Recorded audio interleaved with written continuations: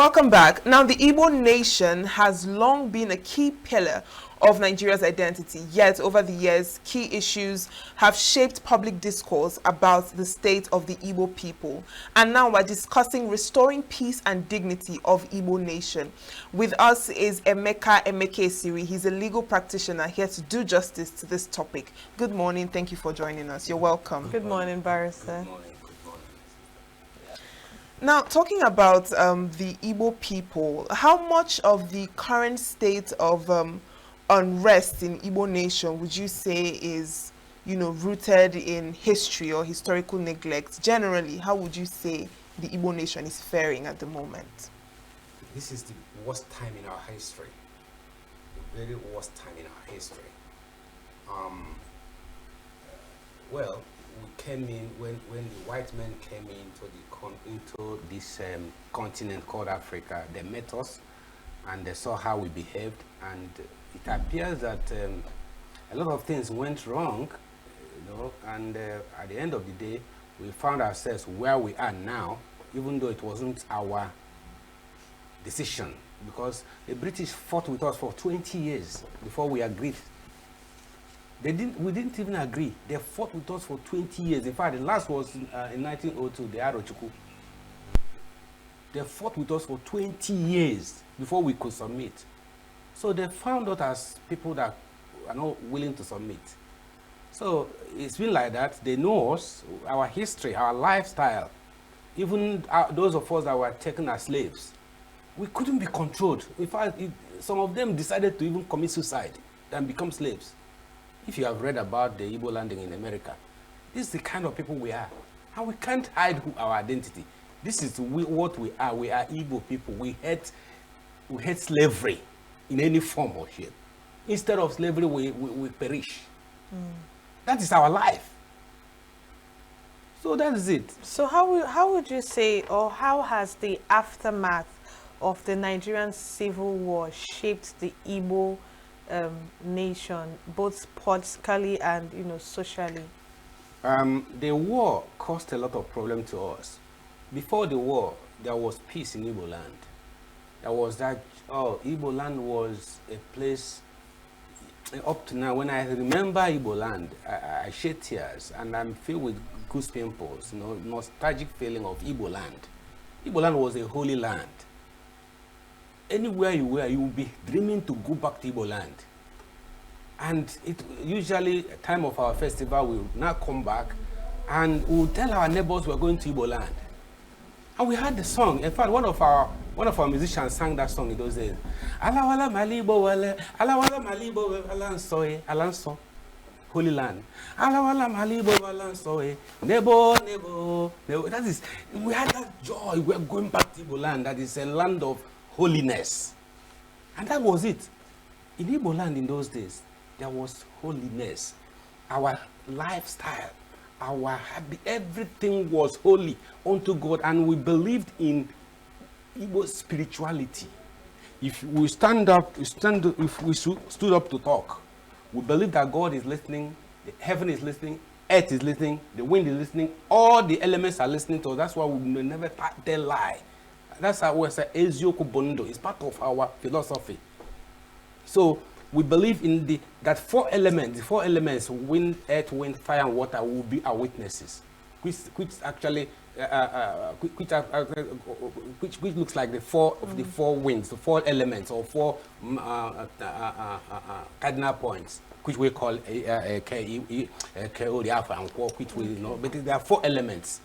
So Igbo life is rooted in spirituality.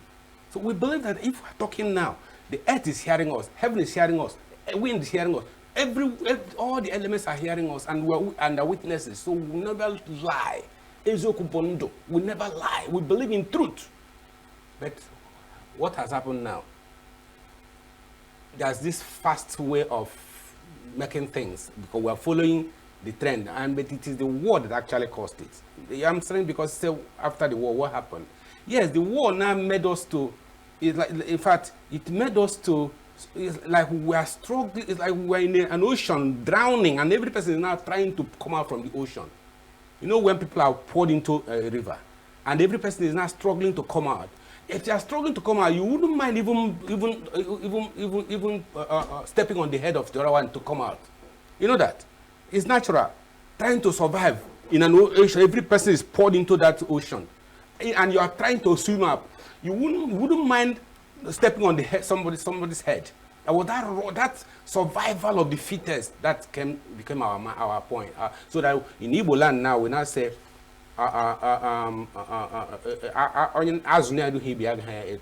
azu that does not eat the another azu will not grow. So there is that kind of unhealthy, demonic philosophy now came in. So, and then destroyed Igbo land. There's no more respect, no more fear of God, no more fear of God, no more fear of authorities. You know, in our days now, the elders were the authorities. If you come home with some large sum of money, the elders will invite you to the Obi and ask you, my son, how did you get this money? And if your source of income is not clear to them, they will excommunicate you, ostracize you, because we believe in Asia Vakego. But what is it now? They don't. What they want now is to get money everywhere, get it anyhow. When you get the money anyhow, you know, and it is these elders that came after the war that are now our problem. Not the elders before the war. The elders after the war are now our problem. So who are now our elders? Who are we learning from? We're talking about mentorship. Who is mentoring who? Now, seeing that the Igbo philosophy has deteriorated to this point, do you think that we can go back to what it used to be before the Civil War? What can be done to rectify the situation? It is by orientation, mind orientation. Because it is the media that has the power. If you begin to tell them the truth, they will accept the truth. But will you, I want to indict the media people. I know I'm not in the media, but don't crucify me. Because what you like is news that will, you call it generate traffic. You call it sensational news. You won't tell them the truth. You tell them something, hey, have you heard? This is what they're saying. This is what and that is what the media has destroyed us. Because you're not telling them the truth. Sorry, I'm in a media place. I hope you not crucify me. But if you don't invite me again, don't invite me again. I'm an Igbo man. Instead of if that is the only, let me go my way. Because if I talk hard like this tomorrow, you won't invite me again to your studio. Because you will not tell them the truth. You will tell something, they call it sensational news, so that you will be getting traffic. They say that when you get traffic, YouTube will pay you, Google will pay you, what is it called again? Facebook, they will pay you because there is traffic. People are downloading rubbish. Tell them the truth now. So media will help us if you are willing. You can reorientate the minds of the people and tell them the truth. That's part of what we're doing here with you. Good, thank God. Thank God you will not chase me away. So, okay, how can the Igbo youth also be empowered to take active roles in restoring dignity in the Igbo land? The Igbo youths should be embraced, should be brought closer and tutored, mentored. I hope they are willing to be mentored because they have been waiting, they have been looking forward to mentorship, but nobody is mentoring them. They have been looking forward to mentorship. You see, there's a problem now. Willingness to be mentored is one of them. And the willingness on the side of the mentors to take their time and teach these children. We have come to a stage where we have unteachable children. People who think that they know it all. So, a society of unteachables, you are telling them what is right, they will not listen to you. And so, that's a very big problem. So, on one side, the youths may have some blame for not agreeing to be teachable. They want to run too fast. I've got such experience. We try to gather the Igbo people together, and what we found was breakaways, rebellion. In fact, at a point, even Ohanes and Igbo had a faction that went to Abuja and registered Ohanes and Igbo Limited, Ohanes and Igbo General something Limited. and then went on air and said that the men of Ohaneze Igbo is not registered. And they were shouting, and some educated people were saying yes, yes, yes, and I called them and said, you are wrong. Ohaneze Igbo is a customary or cultural institution. It does not require registration. It does not exist on the basis of a piece of paper called certificate or registration. It's a customary institution, and the customary law says customary institutions are not registrable. In fact, the main pillar of customary law is unwritten. It is unwritten, just like Nzuko Munna of my village. Nzuko Munna of my village remains Nzuko Munna of my village. You don't need certificate of registration for it. But this is what some of the people did. They went to a Corporate Affairs Commission in Abuja and registered on Ohaneze Igbo Limited. So every Igbo organization now is split. Rebellion. The youths say they want to be fast and fast and fast, and they break away and start their own. So that is, on one part, I blame the youths for not being willing and submissive to be tutored, to be mentored. I blame them on that side. On the other hand, I also blame the elders who are not taking it easy with the youths, who are not taking time to mentor the youths. So the two sides have the blame. The elders who are not taking time to mentor the youths, and the youths who are not willing to be mentored. So it's only by continuous teaching that hopefully they will listen. And the thing I keep saying, it lies in the hands of the media people. Would you say that the Igbos are divided among themselves? Divided, if you say divided among ourselves, we have always been Republican in nature. But if you say we have purpose, we're not talking about unity of, we're not talking about mechanical unity, we're talking about unity of purpose. Because Igbo people, we're always divided. What we mean by divided, we are Republican. If you are from Umofia village, you can't come to Amucha to tell me what should happen. I'm from Amucha. Then you cannot say Ezeachi will come to dictate to Amucha what to happen. We are autonomous. That's why I call autonomous community. We're always on our own. But we have boundaries. So if you talk about being divided, we're always divided. But we're talking about unity of purpose. Do you understand? We're talking about unity of purpose. We are not, yeah, we have kings. But we don't have one king like this who will say, I am the king of Igbo land. You must obey this, you must obey that. We say, Augusta, that's not how we believe in this. If you do the correct thing, we'll follow you. If you do the wrong thing, we'll say no, sir. And that's a problem for some people. They don't like the kind of life we live. But would you say that that Republican attitude of Igbo people contributes to, you know, the problems that we have in Igbo land when it comes to unity? And, yes, yeah. I agree. There is an extremism. Republican extremism is not good, because Igbo philosophy believes in unity of purpose, and we say anyukoma amiri obo fufu, anyukoma amiri obo fufu. That's when we is a wisdom for synergy, teamwork, igwebuike, teamwork, synergy. So we believe it is Igbo philosophy, but some people don't understand it. They now think they can do it by themselves. Igbos believe in teamwork, pursuing one goal with one mind, and we get it. So the youths or whoever now thinks that he can do it alone, he's making a mistake, because you cannot do it alone. You need many hands, a team. Look at the football players, for instance. It's not one person. 11 members make a team, right?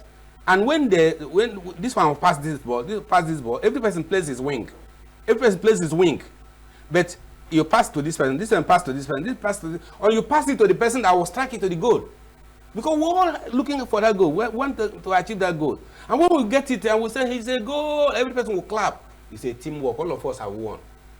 Okay, let's look at the Igbos in diaspora. How can they also help in rebuilding the peace and dignity that we once had in Igbo land? They will help by getting into this orientation plan we're talking about. If, for instance, you are into it now, you're in media, and you need sponsorship, for instance. Let those in the media, in the diaspora, help to sponsor you, because I know you are spending money. This place you are now, you're paying rent. Are you not paying rent? Or even the media, or even the data you are using, all the things, their expenses. Let them now sponsor. Let them invest in media. Let them invest in media for the orientation of the mindset of our people. If without the orientation of our mindset, we are going nowhere.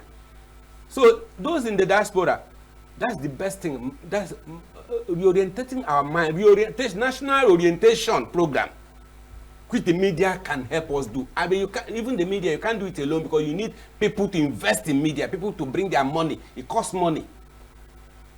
So those in the diaspora, they have a lot of money.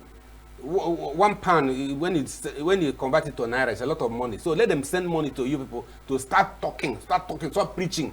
As you preach and preach and preach, by the grace of God, the eyes of people will open. Now, let's look at this issue of insecurity in Igbo land in the southeast. What do you think is the major cause of this insecurity? And this includes the sit-at-home, phenomenon as well. How would you say that this has crippled peace in Igbo land and among the Igbo nation? Insecurity, and then you mentioned the sit-at-home. Well, you see, this sit-at-home came up as a result of agitation for freedom, the Biafra agitation. Before this type of insecurity, of course, there have been miscreants in the society. We've always had criminals in the society. We have always had criminals in the society, but it's not like this scale of if you come out on Monday, you'll be killed, your head will be cut off. No. The insecurity now started when this issue of sit-at-home, enforcement. The first time sit-at-home was done was in the days of Wazwike. And he declared a sit-at-home in August, I think August 26, 2004 or something. He declared sit-at-home, and it was obeyed willingly. No enforcement. Now, when we started another movement, when Nnamdi Kanu took over the movement and now started the sit-at-home, with enforcement, that enforcement is what caused the problem. Because if you don't obey, your life will be in danger. Now, it didn't stop that. The criminals, I have been informed, I have heard that criminals now hijacked that program. So when criminals started enforcing it, they are called unknown gunmen. So you don't know who is sitting at home because of Biafra, or who is sitting at home because of one criminal thing or the other. So criminals now hijack the whole thing. But somebody started it. And that person that started it could not stop it. And it went out of his hand. Now, the whole Igbo land now became destroyed because you don't know who is who again. I heard on the radio, on the TV, when Nnamdi said he has abolished sit-at-home. I heard it, he said nobody should force people again to sit at home, that he has cancelled it. He had cancelled it, but another disciple of his, either Simon or one or some of them, said no, they want to continue. So you can see the thing went out of his hand. And from there, other people, criminals entered into it. I'm hearing that they are not even Igbo people. There are some, they say it's Fulani, they say it's people from Cloud. People are not telling stories, but the fact is that it's not a monster. You don't know how to control it now. But we can stop it. It can be stopped. Igbo land can be restored again. That's why we're talking about peace, restoring peace. It is possible. It is possible. Because we know who are unknown gunmen. They are not unknown. We know them. Because we know every person in our village. Listen, I grew up in Igbo land. I know every person in my village. And if you also know every person in your village, then who is the unknown gunman from which village? There's something we were doing during the war. We called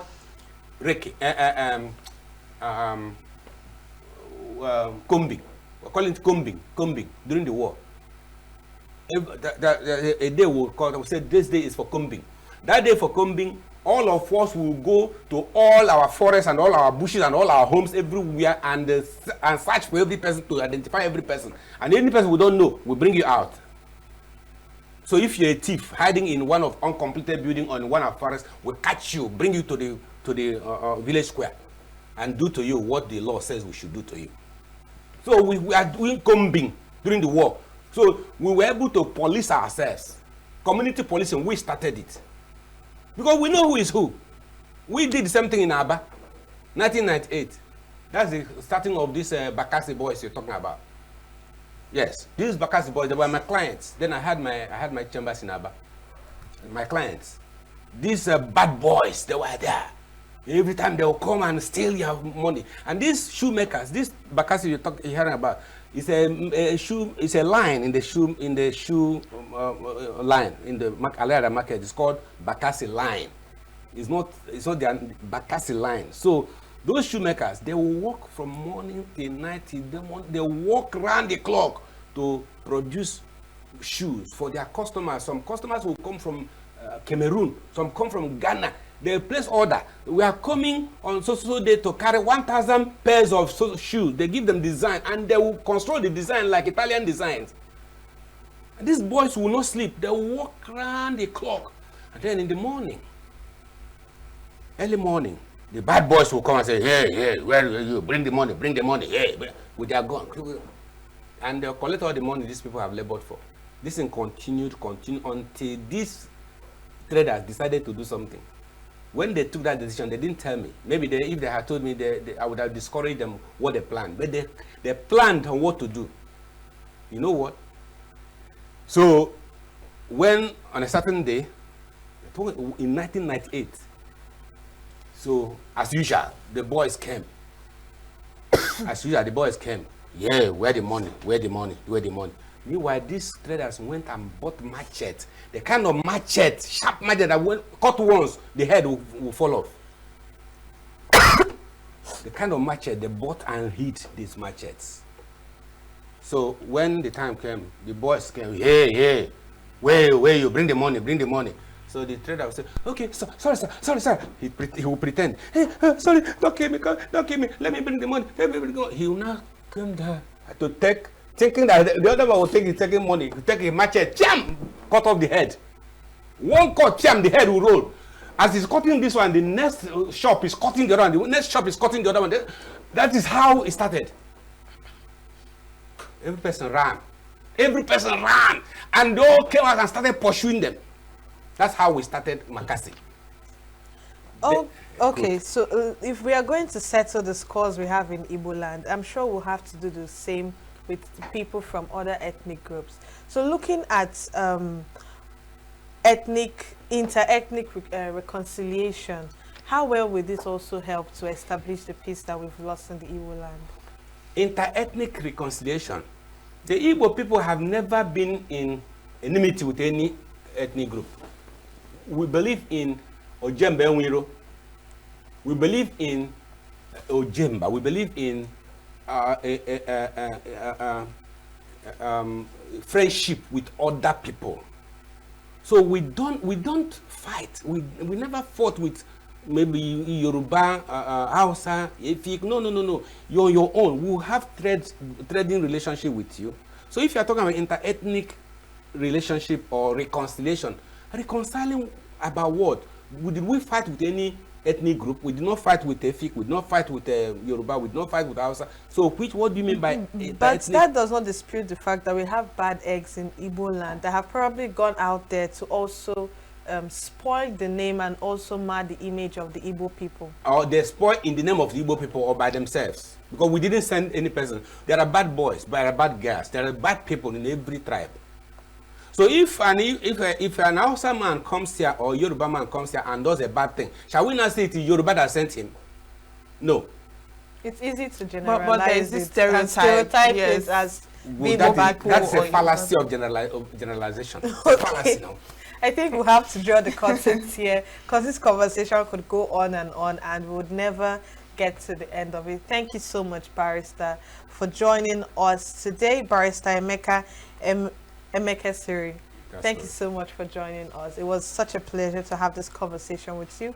And we are sure that over time, we'll definitely convey again to have this conversation because it's something that is prominent in the Igbo land and needs to be addressed as well.